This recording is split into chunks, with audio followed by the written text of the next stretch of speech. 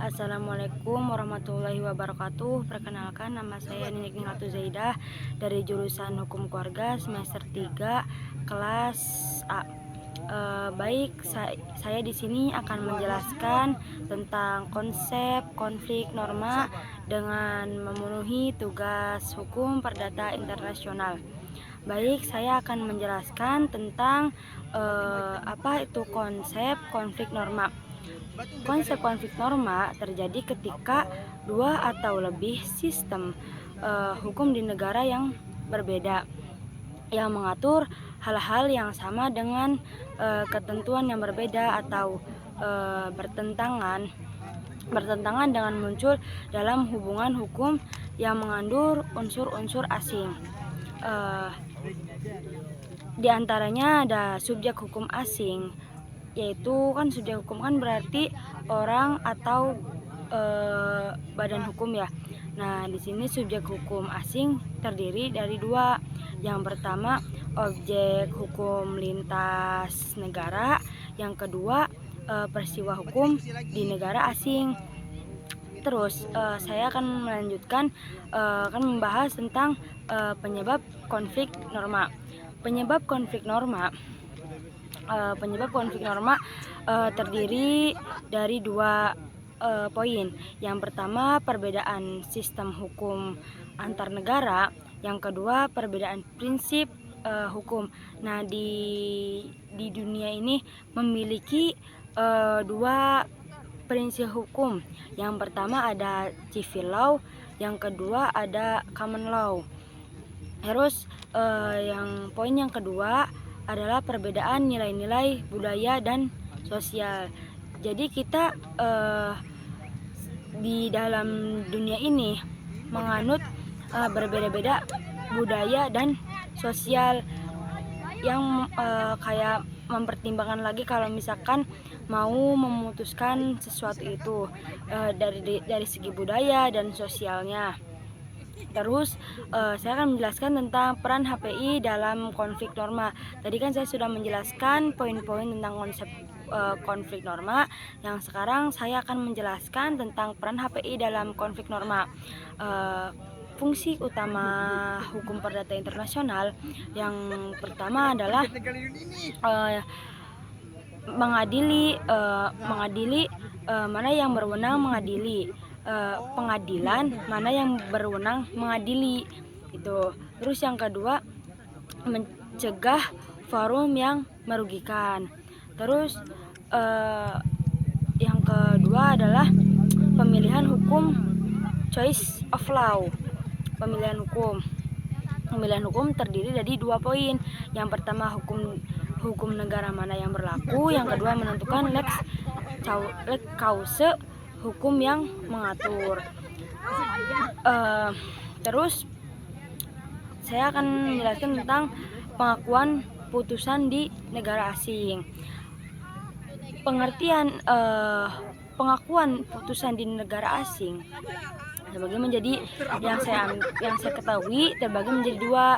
Yang pertama, pelaksanaan putusan pengadilan asing. Yang kedua, mutual recognition antar sistem hukum. Terus saya akan menjelaskan tentang metode penyelesaian konflik norma. Yang pertama adalah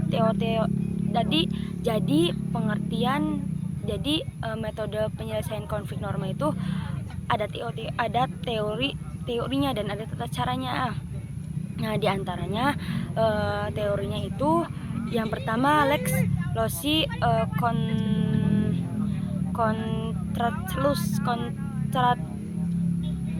contractus yang artinya hukum tempat kontrak dibuat. Terus yang kedua lex loci solitionis yang berarti hukum tempat kontrak dilaksanakan. Yang ketiga the proper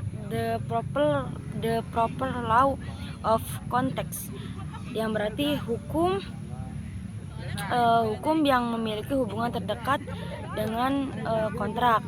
Yang ketiga, the most characteristic performance, yang berarti hukum dari pihak yang memiliki kewajiban paling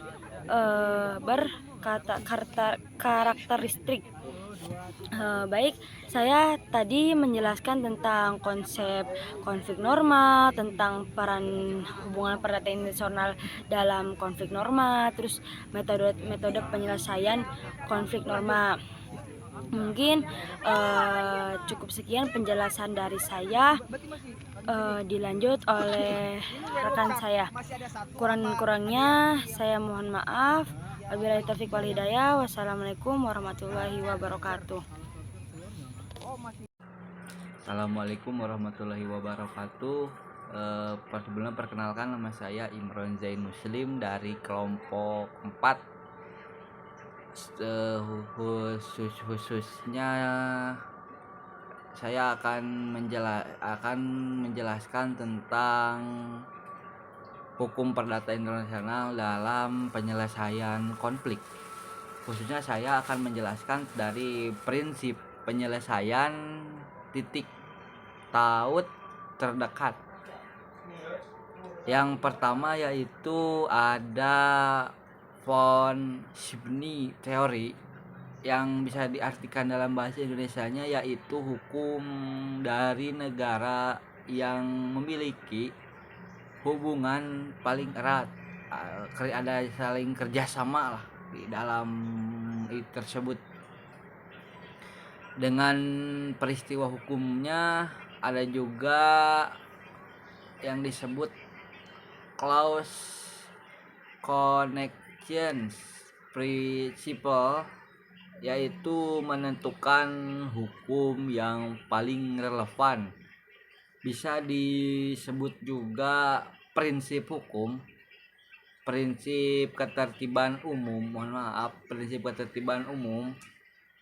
Dan juga yang ketiga yaitu ada public policy, yaitu pertama pembatasan penerapan hukum asing. Jadi pembatasan penerapan hukum asing kan kalau di Indonesia itu yang dipakai yaitu hukum Eropa kontinental, tetapi tetap hukum adat juga bisa dikatakan hukum paling tertinggi. Salah satunya adalah hukum adat, yaitu yang kedua tentang perlindungan nilai-nilai fundamental negara forum. Ada juga prinsip timbal balik, bisa dikatakan juga prinsip timbal balik. Kemudian ada juga yang keempat reciprocity, yaitu yang pertama pengakuan mutual antar sistem hukum. Yang kedua adanya kerjasama internasional dalam penegakan hukum studi. Kemudian di sini saya akan menjelaskan juga khususnya contoh studi kasusnya. Yang saya ambil di sini yaitu tentang perkawinan campuran, yang dimana perkawinan campuran ini melibatkan sepasang laki-laki dan perempuan khususnya, tetapi mereka itu berbeda negara. Contoh di sini yaitu pelanggaran konflik, di mana konflik norma ini yaitu hukum Indonesia, khususnya syarat perkawinan berdasarkan, yang pertama syarat perkawinannya berdasarkan agama. Mana tahu kan si perempuan ataupun si laki-lakinya itu non muslim, ataupun bisa juga Konghucu dan lain sebagainya, ataupun bisa tanpa agama. Tapi di Indonesia yang tidak memiliki agama itu tidak diakui, setahu saya mungkin. Kemudian yaitu ada hukum negara asingnya, berbeda-beda juga. Di perkawinan sipil khususnya yang cukup penyelesaian kan berbeda-beda juga.